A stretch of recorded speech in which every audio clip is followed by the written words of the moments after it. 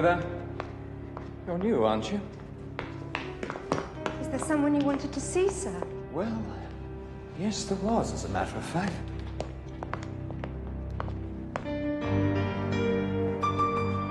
I'd rather like a few quick words with my wife.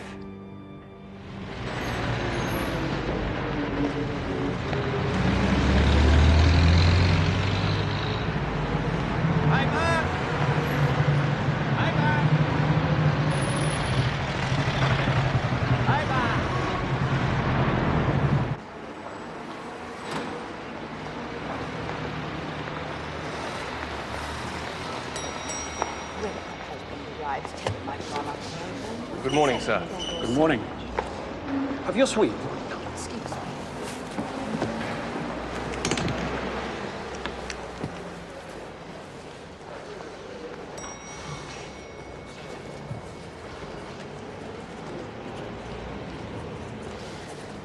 And how long will we be having the pleasure of your patronage, Monsieur le Comte?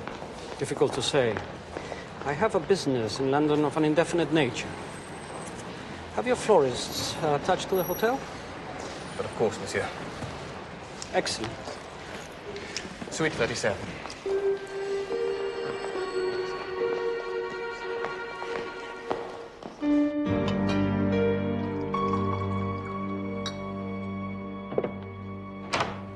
Flossie, darling. Ah. What the hell are you doing here, Carrington? Florence doesn't want to see you. I'd have thought the letter from the lawyer made that perfectly clear. Well, I'm sure we both want to spare Flossie the embarrassment of airing all our little family secrets. Get out of here. Rupert, I thought it was your voice. There's no need for you to talk to him, Florence. There's no need for you to even see him. But I want to talk to him, Father. Just for a moment, please. All right. 1 minute. And I want him out of this house.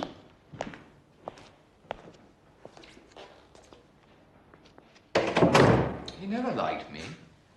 Good heavens. I can't imagine why. Look, Flossie, this legal separation, it isn't what you want, is it? Rupert. The only reason I wanted to be alone with you was to be absolutely certain I got you out of my system. I have. Goodbye, Rupert. Flossie, wait. Look, all right, if that's what you really want. But look, you couldn't, I'm in a spot of difficulty. You mean money? Not a penny of it. You've had a good run for my money, but now it's over. I think you should help me out, Flossie. What were they standing out of the close yesterday in Sydney? Listen, the geologist's report is fine. Couldn't be better. Where do the rumors start, you know? Paris? Who in Paris? Look, Tommy, hold the bank off. When the real report's published, those shares are gonna rocket. Yeah, right.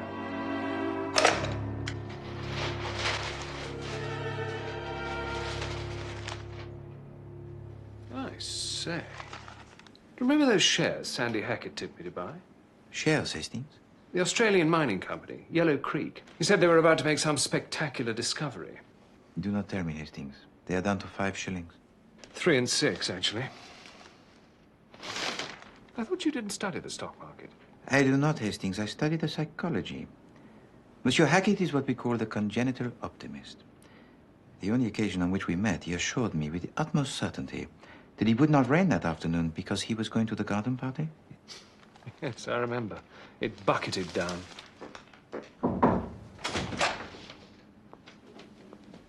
Mr. Gordon Halliday's here to see you, Mr. Poirot. Monsieur Gordon Halliday.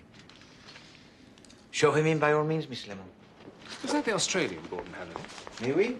The self-made millionaire par excellence. But he's the chairman of Yellow Creek Mines. Do you think he'd advise me? Hastings, I forbid you to mention it. Monsieur Halliday is here to ask for advice, not to give it.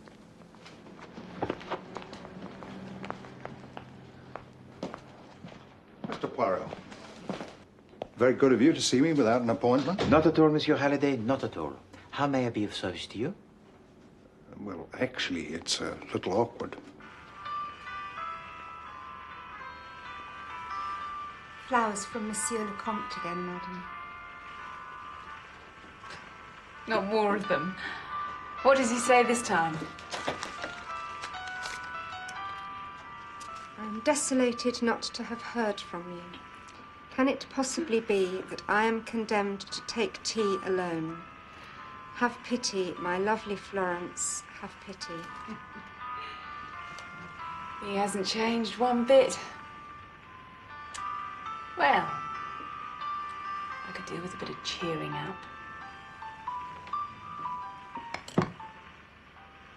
Look, Mr. Poirot, money's no object.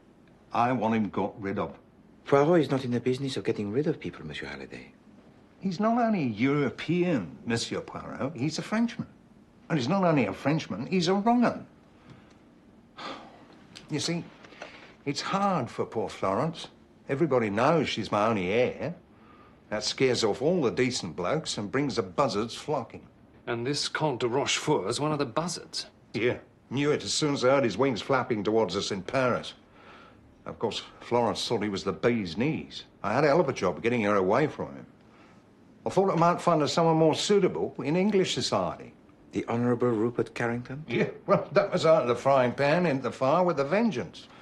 And now, just as she gets him out of her hair, back out of nowhere comes this so-called Count, staying at the Adelphi Hotel, spending a fortune on roses. Poirot is not in the business of vetting the potential husbands, Monsieur Halliday. I cannot help you. You keep telling me what business you're not in, Mr. Poirot. Can't you just run your eye over the pipsqueak for me? You're not a father, Poirot. You don't know what it's like trying to bring up a daughter all on your own. No wife to talk it over with? No one to ask advice?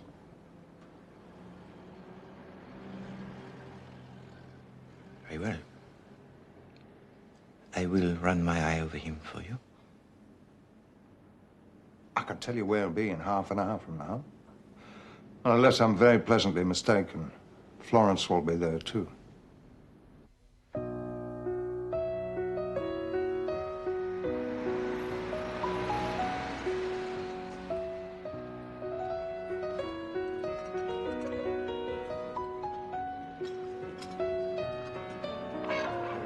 Will you go to Crufts?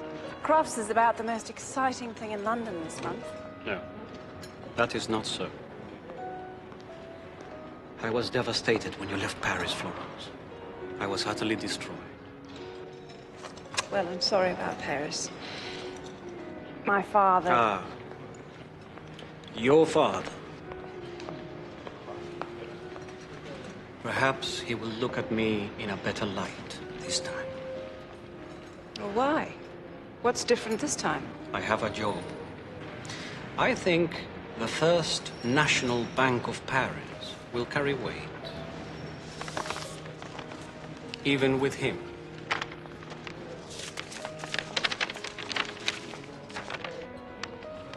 Well, Hastings, what do your instincts tell you about our so elegant Count?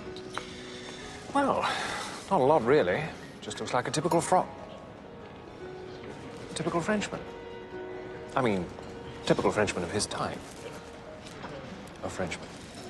Quite so, quite so. Typical of his type.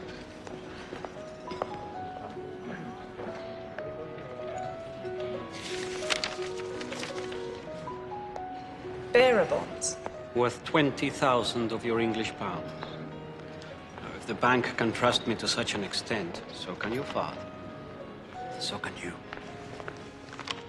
Perhaps. Is this something to do with some financial masterstroke?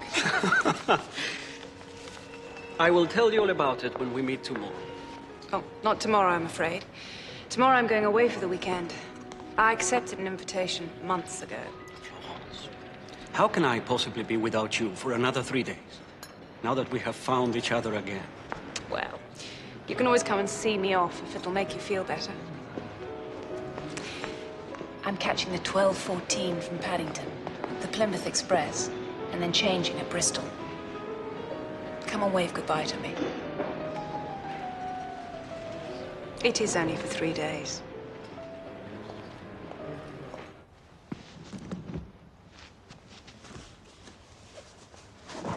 Which of the jewels shall I pack, madam?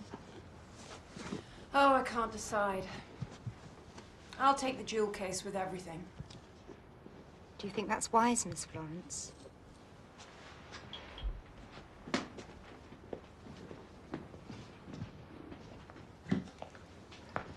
Florence, just... Oh, do you have to wear those? With this? Don't be silly, Father. Pack these, Jane. Do you have to take them all? Daddy, you really do have to stop worrying about me. Be a dear. Help Jane with the cases. 150,000 shares, Comte. 150,000. The Yellow Creek Mining Corporation. To be sold when they reach £1.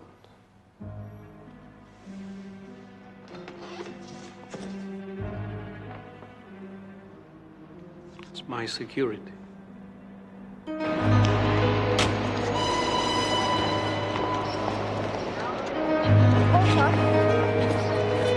careful with that heavy one.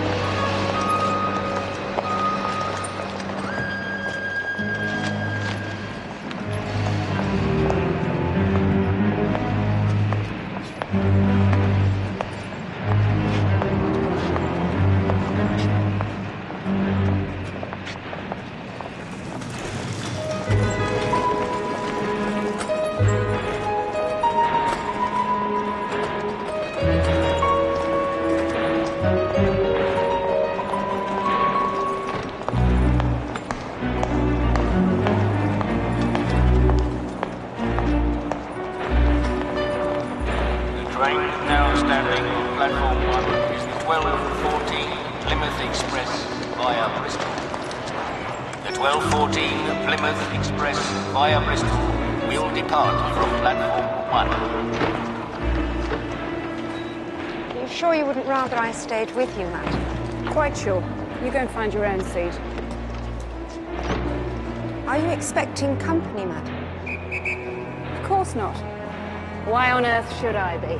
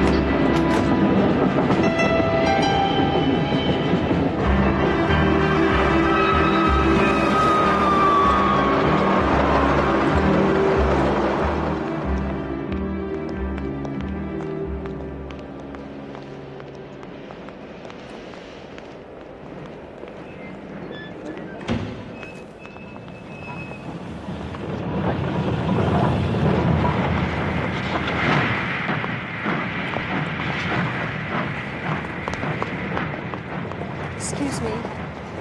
Do you know if that clock is correct? No idea, I'm afraid, my dear. Is Poirot in? I want to see it right now. Right this minute. Poirot. Florence has disappeared. You've got to do something, Poirot. She just disappeared into thin air. Now calm yourself, Monsieur Halliday. How can I? I knew something like this would happen. Tell me. She was going away for the weekend. Her mates just called from Bristol station. They were supposed to change there. Only apparently Florence stayed on the train, said she had some business further on. Now, did she specify what business? No, she just said that she'd get the first train back to Bristol and then they'd go on together. But that is not necessarily to worry, my friend. But that was over 3 hours ago, Poirot. There's still no sign of her. I see. What really worries me is that when the maid went along to Florence's compartment at Bristol, there was a man in it with her.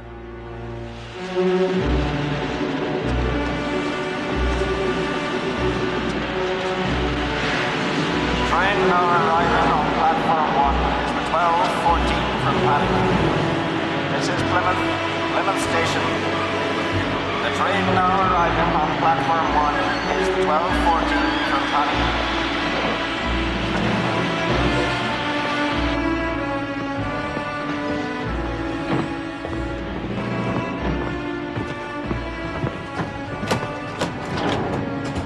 It all depends on, see you soon.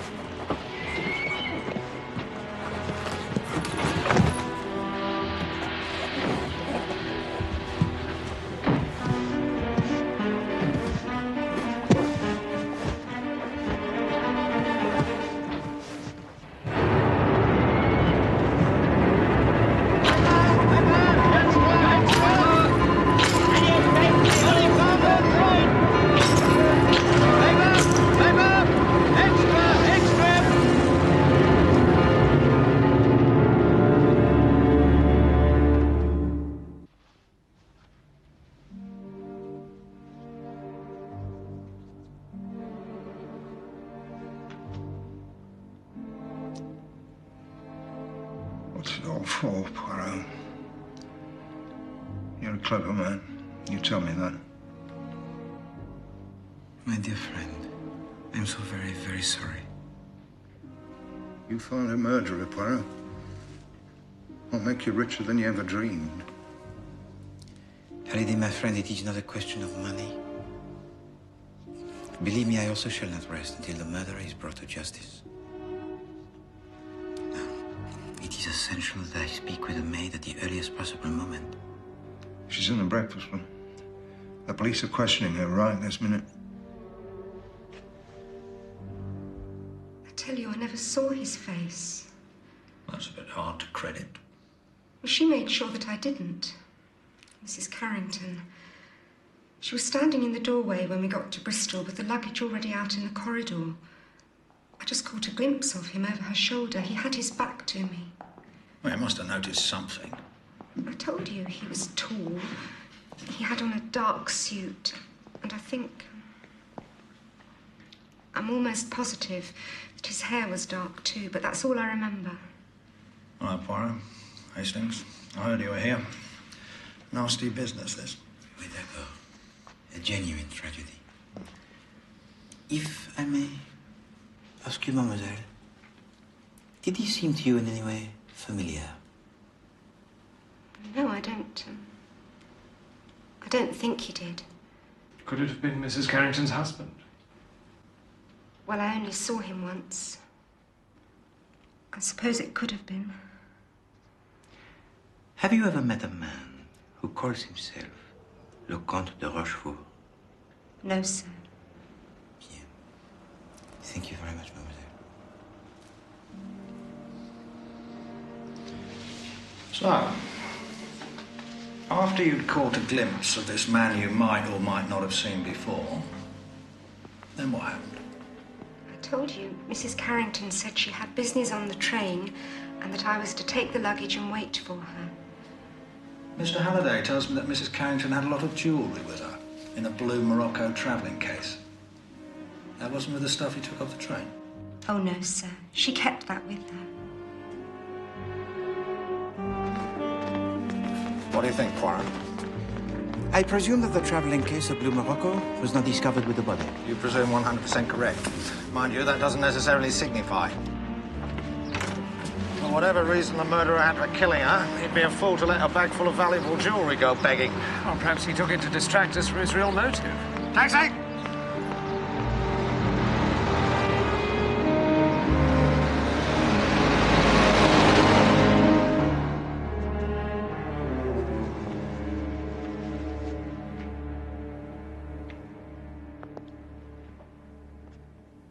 How long had she been dead when the body was discovered at Plymouth? About 3 hours, the doctor says. After Bristol, the train stopped at Weston, then on again to Taunton.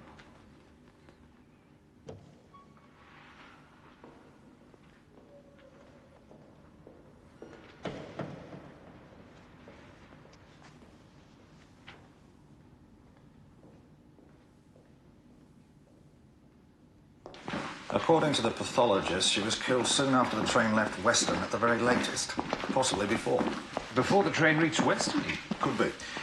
The train for Plymouth departs from Paddington Station at 14 minutes past 12, does it not? 12:14, yes. Hastings, what do you say to an invigorating ride into the West Country?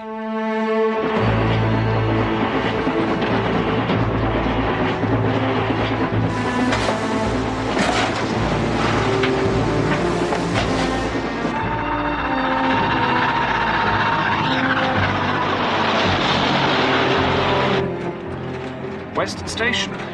Dead on time. Exactly 25 past 3. Excellent.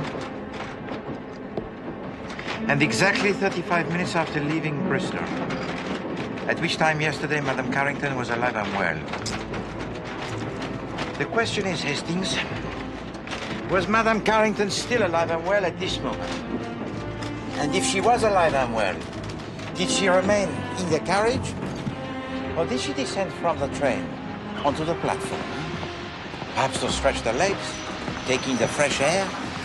And did anybody see her doing it? Précisément. Perhaps we should ask a porter. Yes, we could. Or possibly.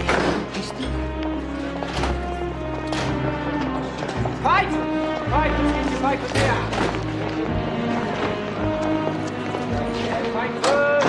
Excuse me. No, thank you. You have the appearance of a bright, observant young lad. That's what my mum says. Tell me, I want you to try to remember, at precisely this time yesterday, did you see descending from the train a woman, a handsome young woman in a blue hat and coat, perhaps? She brought a newspaper with you, huh? You mean the Australian lady? So you remember her? I couldn't forget her, Gov. What a fuss she was making. Fuss? Yeah. She kept going on about wanting a late edition of the paper, any paper. Well, I told her I only had the early edition, but she wouldn't believe me. Kept going on saying I must have one as her life were at stake. I said, pardon. And, did she give to you any reason why she was so desperate to acquire this late edition? No, she just kept saying he'll be so angry and looking back at the train like someone was on it waiting for her. And then? Well, nothing. She just kept going on and on until she nearly missed her train. She only just managed to jump back on it as it was moving. Thank you very much.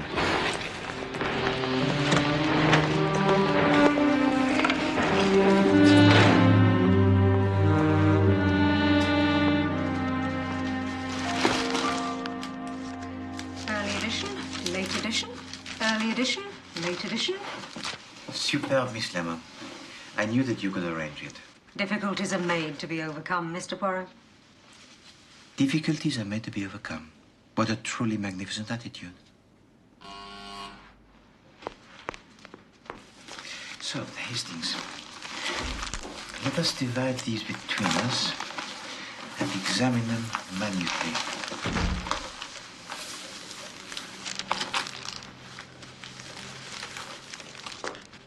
Inspector Jack. Chief Inspector? Poirot? Hello, what's this? You looking for a job? No, I know. You've had a chat with that newsboy. You think there's something in it? That is what we are trying to discover, Chief Inspector.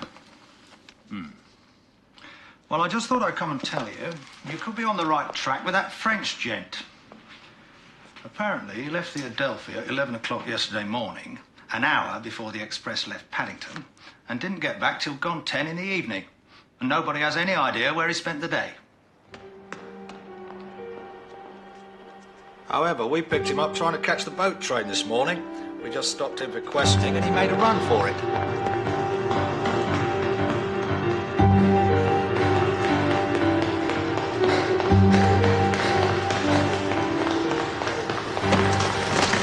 He's down at the station now. These papers have probably got nothing to do with it. Oh, no, Chief Inspector. When we shall discover why Madame Carrington was so anxious to acquire a late edition, then we shall know why she was killed and who is responsible.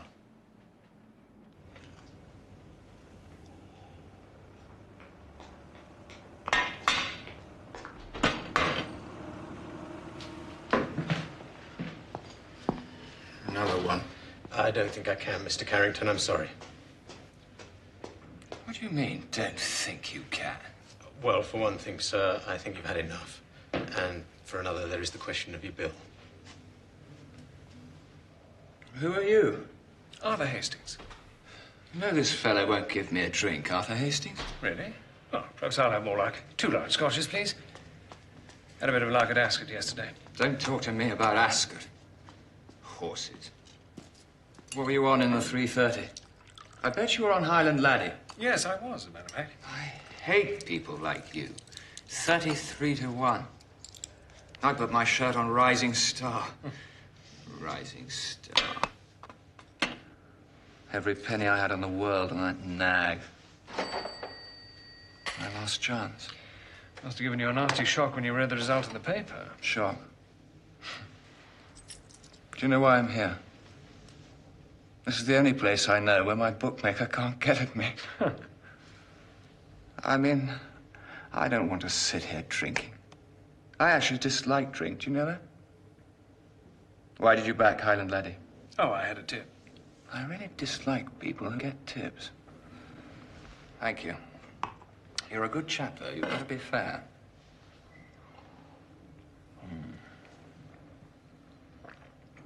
How did you know I read about it in the paper? No, you said. You said you weren't at the cause. Did I say that? You are a good chap. Every penny I had. I looked at that newspaper. I could be a success, you know, if I just had the capital. And tips. Isn't there anyone you could go to for capital? Not a soul in the world. Not now. I don't want to talk about that.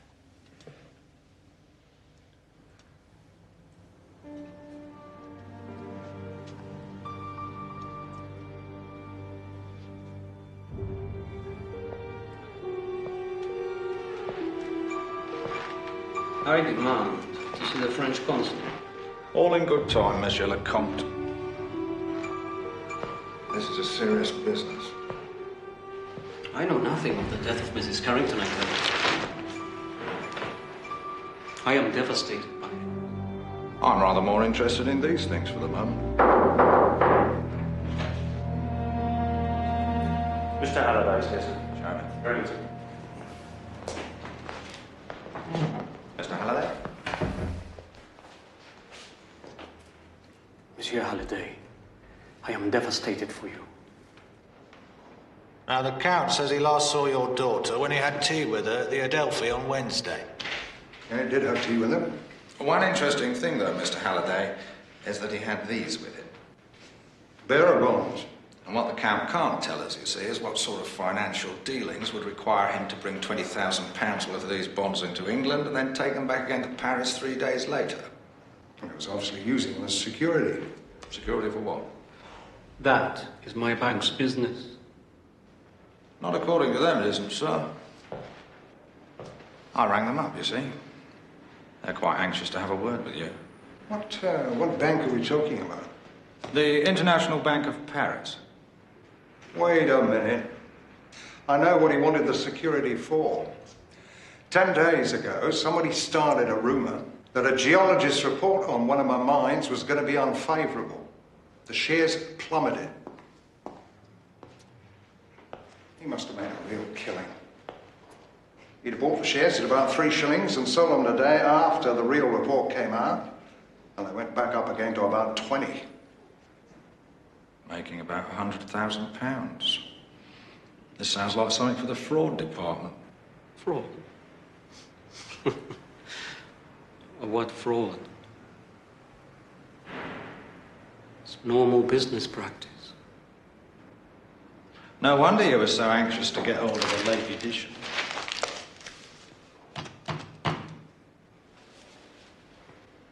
He went down to Ascot, put everything he had on Rising Star. As soon as he knew the horse had lost, he asked Florence for a loan. She refused it. Right, Poirot, the frog's cracked. I knew it. What he was reckoning was he'd use Mrs. Carrington as a backup in case his deal went wrong. No.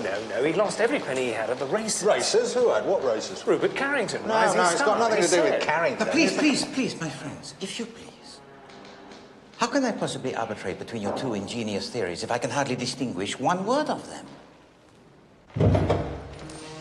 Now, Chief Inspector, your theory, as I understand it, is that the Comte de Rochefort intended to use Madame Carrington as a fallback on. If the takeover deal went wrong, he would then demand of her the money in order to redeem the bonds. He's admitted as much. But the deal did not go wrong, did it? So why should the Count kill for the jewels of Madame Carrington? Whereas, Hastings, your theory is that when Monsieur Carrington discovered that his certain winner had fell at the last fence, he then demanded from his wife the money in order to remove the threat of the bookmakers. And when she refused, he killed her for her jewelry. Exactly. Then you tell me, Hastings, why does Monsieur Carrington still lurk about his club, drinking himself into oblivion and shaking with fear of what they might do to him, these very same bookmakers? These feverish speculations they will not do. Order and method will be our guides. Now, I have been consulting the admirable files of Miss Lemon. So, Chief Inspector, get 4 of your best men and meet us at this address at 9 o'clock. Find the jewels and you find the killer.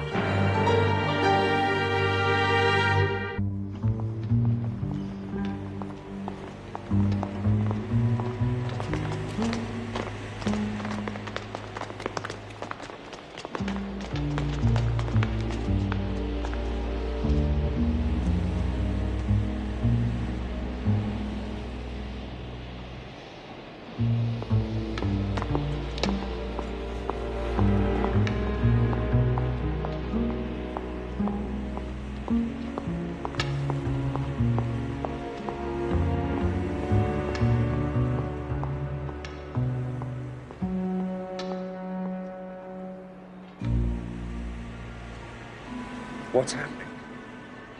Nothing.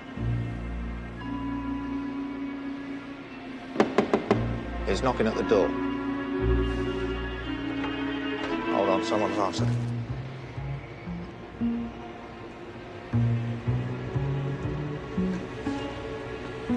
He's gone in. I wish I knew what he was up to.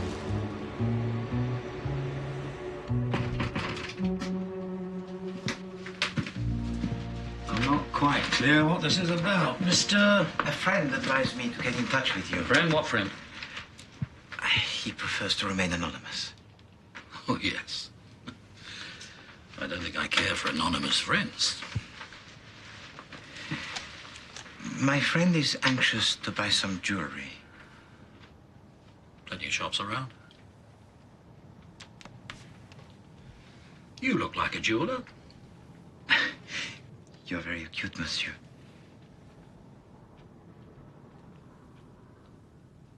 Very well. Perhaps you read of the jewelry robbery the day before yesterday on the Plymouth Express? I don't read that sort of trash. You are very wise, monsieur. There is blood on those jewels. It will make them very hard to sell. You're a funny little fellow, aren't you? What are you? Montenegrin? Polish? Belgian, Monsieur Mackenzie.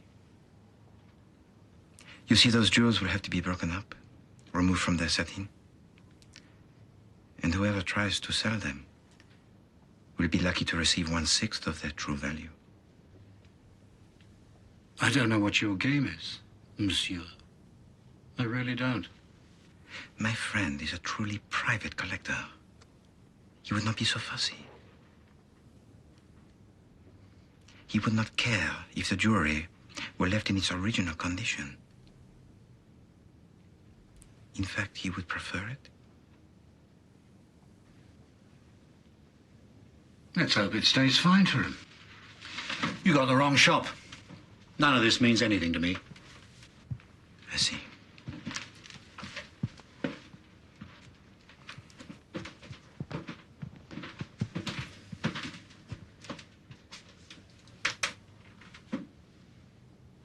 Sorry, I couldn't be of any help. We all have false hopes, Monsieur Mackenzie.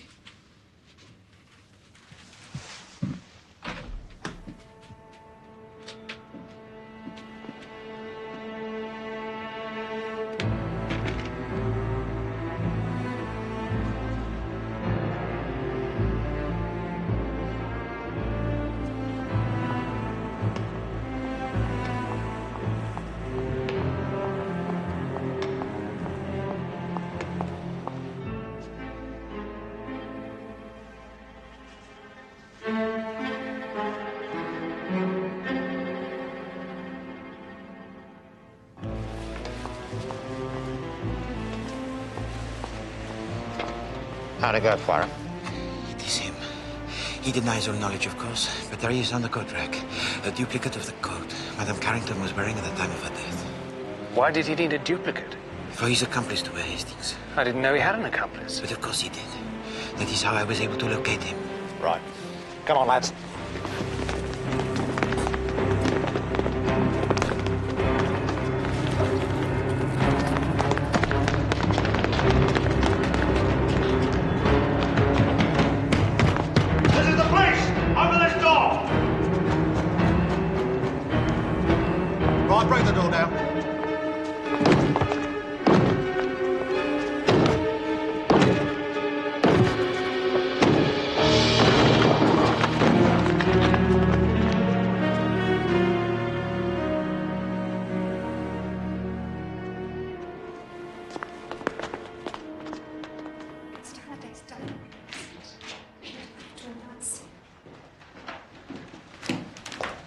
I want to word with you, Mr. Halliday.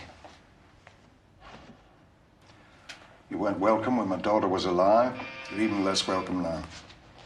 I don't care if I'm welcome or not. Why should you have an easy conscience? This horror would never have happened if you hadn't come between Flossie and me. The only thing that came between you and Florence was your character. She saw you for what you were. No, she saw what you wanted her to see. You could never let her go, could you? Yeah, what is it, Mason? It's the inspector from Scotland Yard, sir, and a lot of other people.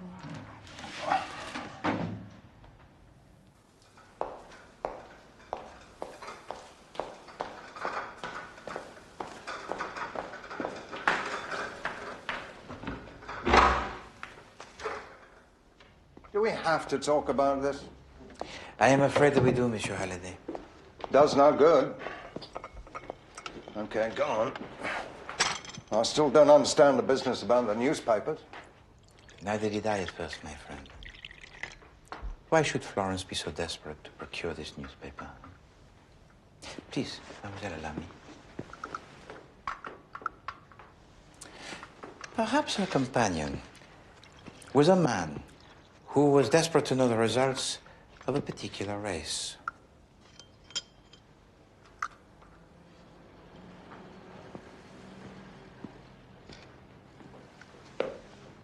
Thank you, mademoiselle.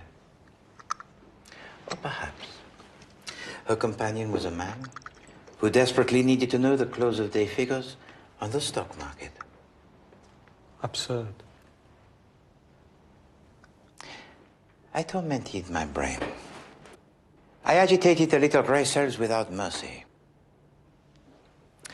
Why did Florence Carrington so desperately want that newspaper? And what was the answer? The answer? The answer, my friend, was that she did not. Now, once this idea presented itself to me, the truth, it soon became very clear. You see, I knew Florence was murdered because of her jewels, but I also knew something about the man who killed her. Knew what? The man I was looking for had to be a thief of the most steel-hearted, one capable of committing the senseless murder of an innocent young woman. So I looked in the files of Miss Lemon, and what do I find? I find a jewel thief by the name of Mackenzie.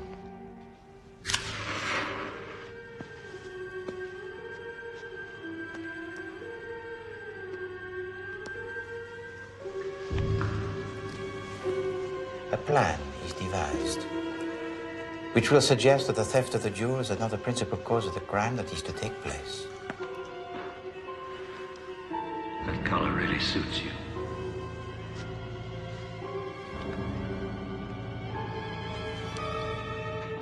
Florence Carrington is traveling with the jewels alone and unprotected on the Plymouth Express. Monsieur Mackenzie has also boarded the train at Paddington. Just as the train reaches Bristol Station, he advances towards a carriage.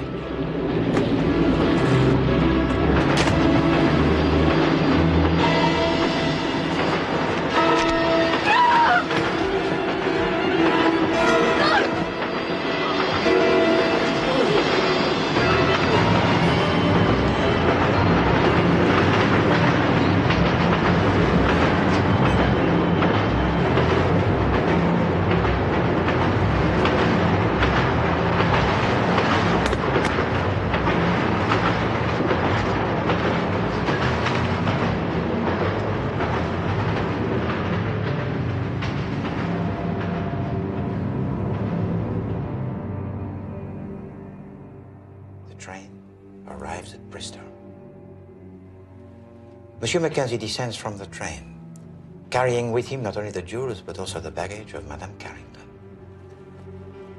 Now, if anybody had looked at the carriage as the train left Bristol Station, they would have noticed Madame Carrington alive and well. Indeed, at Weston, she apparently descended from the train onto the platform, where she made a great fuss about acquiring the late edition. But this was to ensure that the newspaper boy would remember her. Hang on a minute. The pathologist said she was dead before the train reached Weston. Maybe even before Bristol. Précisément, mon ami. So how is this possible? Do we believe in ghosts? No. No, we do not.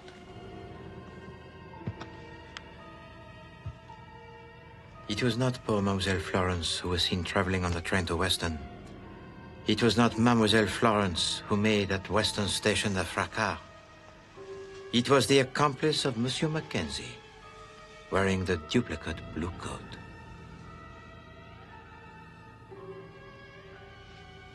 To kill a fellow human being is vile, my friends. But I wonder if to kill a fellow human being with a knife is not the most vile. You look a proper lady. To see the eyes of the victim staring into yours. To feel the breath upon her face. The scrape of the knife point between her ribs. You see, the ruthless accomplice of Monsieur Mackenzie was a woman called Grace Kidd, who was employed by Madame Carrington under the name of Jane Mason. Tell me, mademoiselle, was it absolutely necessary for a poor, wretched woman who had never done to you one moment's harm to die? Was there no other way?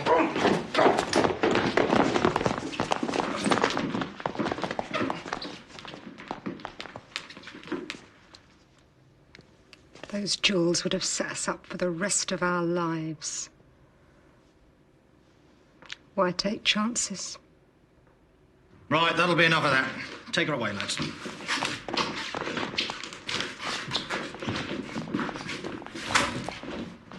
Poor Florence. Poor dear Florence.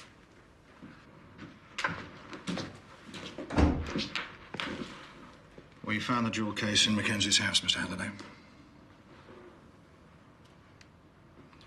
They're not mine. I know the contents of my daughter's will. They belong to that creature there.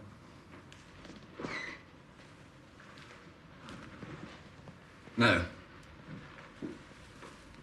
No, I don't want them. I'm not going to profit by Floss's death.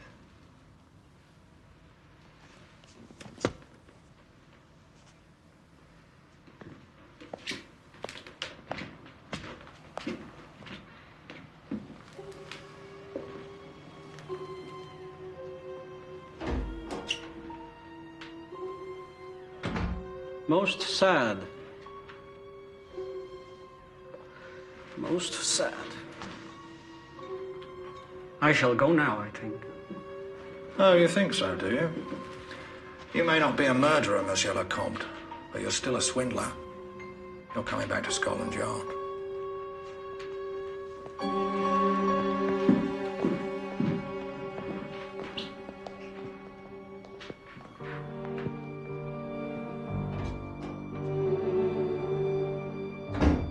Dear Mr. Poirot, I would like to express my gratitude for your help in this tragic business.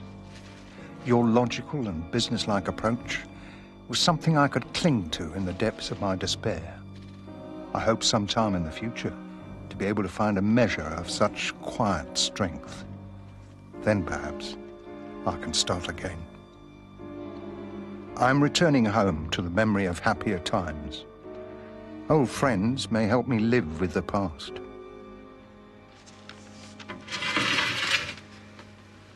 Poor Monsieur Halliday. He says in his letter that he will return to Australia, immerse himself in his work, try to forget.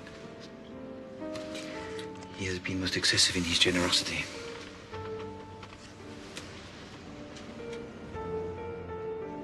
Poor man.